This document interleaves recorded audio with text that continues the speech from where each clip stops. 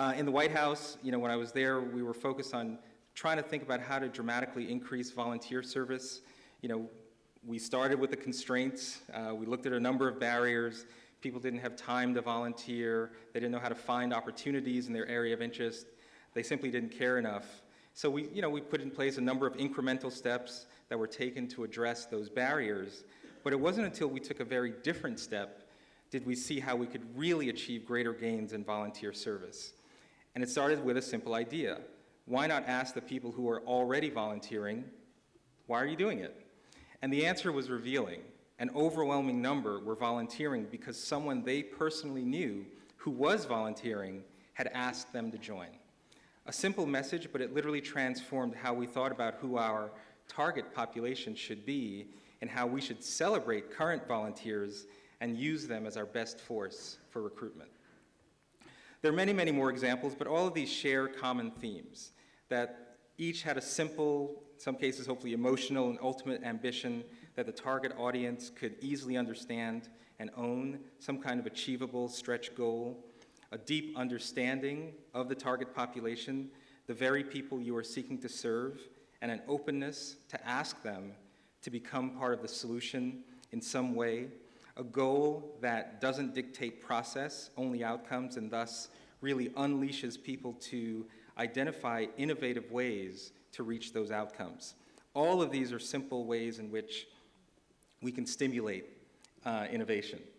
In closing, as another old boss, John Bridgeland, often told me, Ian, start with the end in mind.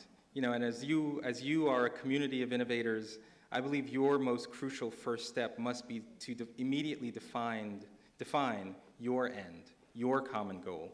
Because once you do define your common goal, then you can make an incredible case and frame the discussion around the opportunity presented by the possibility of achieving that goal. But of course, I can't leave without asking you to join our cause at the Gates Foundation. The solutions to some of our nation's biggest problems, most notably in education, I think are locked inside your brain right now. There are millions of young people, particularly low-income young adults, that have the drive, determination, and talent to finish their college degree, yet many don't even make it out of high school. Out of every 100 low-income kids that start 9th grade, about 9 get some kind of post-secondary credential. That is a crime that we need to address. Our nation needs you to unleash your thinking on the challenge of education. There is the often quoted phrase, build a better mousetrap and the world will beat a path to your door. Well, that has never been more true than today. If you have a great idea that can help students, especially low-income students, better understand math, science, reading, the world will build a superhighway to your door. I think that you're a crucial part of the solution. There are hundreds of thousands of people working on the college completion issue every day, really smart people, practitioners, policymakers, teachers, but we need more energy focused on how to get more kids to graduate from people like you who are in this room. You're innovators who can help us think about how to reach young people where they are, how to capitalize on the new technologies and new media that are connecting people in new ways that haven't been really tapped yet in the world of education. You will ask different questions and hopefully generate new types of answers. As innovators, I think we all believe there is something wonderful that happens when humanity is given the opportunity to confront injustice. As the Gates Foundation is driven by the belief that all lives have equal value, I also believe that people are basically good.